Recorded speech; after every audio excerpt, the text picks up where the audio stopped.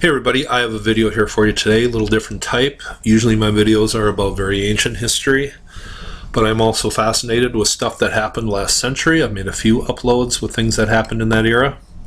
But one story that I've been fascinated with pretty much my whole life is the Amelia Earhart story. It's one of the first books I read as a kid, and this story has just kind of stayed with me through my whole life, and I believe in the last 10 years there has been some excellent research that has finally determined what the fate of Amelia Earhart was. Now, this is mysteriousuniverse.org, and I will leave the link below, but this goes over what I believe happened to Amelia Earhart, and I know many of you have seen documentaries that go over this research, and I will try to leave a link below. But Amelia Earhart has always fascinated me. I think she was an incredibly brave, heroic woman. She did things before even some men did. She was the first person, man or woman, to, I believe, fly from Hawaii to California. And her track record of her accomplishments is rather remarkable from about 80 years ago. And I will leave a few links below, but I just wanted to go over this website. This goes over the story that I believe is what happened to her. I believe in this story, 95%. There isn't any real concrete 100% for sure this is what happened to her, but I believe if you presented this to a court, the jury would find it credible beyond a reasonable doubt. It says, new evidence suggests Amelia Earhart may have safely landed.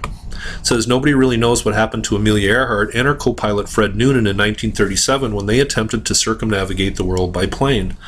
But we have a good sense that Earhart's plane disappeared somewhere southwest of Hawaii, but outside of that we don't know much. But I believe we do these days. It says the best working theory is that Earhart and Noonan made an emergency landing on the Nikumaroro atoll, formerly known as Gardner Island, and survived for a little while as castaways.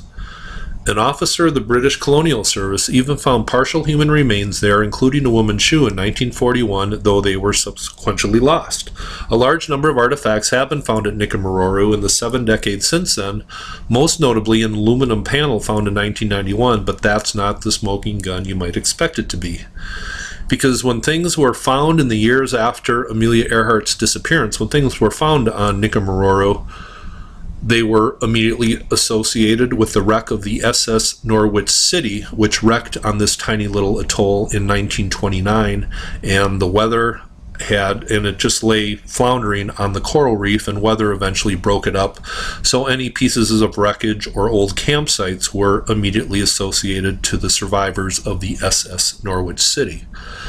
And in the days following Amelia Earhart's disappearance, radio operators around the world have reported that they heard Amelia Earhart sending out distress calls, and they were very garbled, but people kind of recorded the same things that were said, and one thing that people say she said is something that sounded like New York City, but I believe she was describing the wreck of the SS Norwich City, which lay just off the coral reef, or lay on the coral reef of this tiny atoll. And I believe they actually heard Amelia Earhart, and I believe she successfully landed on this little tiny island, because if she didn't, she wouldn't have been able to make the distress calls. And it says, earlier this month, the International Group for Historic Aircraft Recovery, which is shortened to TIGAR, was able to match the aluminum panel up to the Lockheed Electrica, functionally confirming that it came from Amelia Earhart's plane. In a research bulletin detailing the painstakingly detailed process used to match up the patch's rivet pattern, TIGAR explains that we can be confident about the data. It says, during Amelia Earhart's stay in Miami at the beginning of her second world flight attempt, a custom-made special window on her Lockheed Electrica aircraft was removed and replaced with aluminum patch. The patch was an expedient field modification. Its dimensions, proportions, and pattern of rivets were dictated by a hole to be covered and the structure of the aircraft. The patch was unique to her particular aircraft as a fingerprint is to an individual. Research has shown that a section of the aircraft's aluminum... Let me read that again. Research has shown that a section of aircraft aluminum Tigar found on Nikumaroro in 1991 matches that fingerprint in many respects. And this isn't the only thing found on tiny Nikumaroro. There were other things, such as a zipper that matched the zipper that would have been on her pants, a cosmetics jar from some face cream that she was known to use and had with her, and just other small things that directly tied into Amelia Earhart. But once again, we don't have that 100% piece of confirming evidence, but I believe everything points to Nikumaroro as her final resting place. Now I want to go over on Google Earth here, and this is tiny Nikumaroro Island, and we know from her last radio call what her coordinates were and her heading.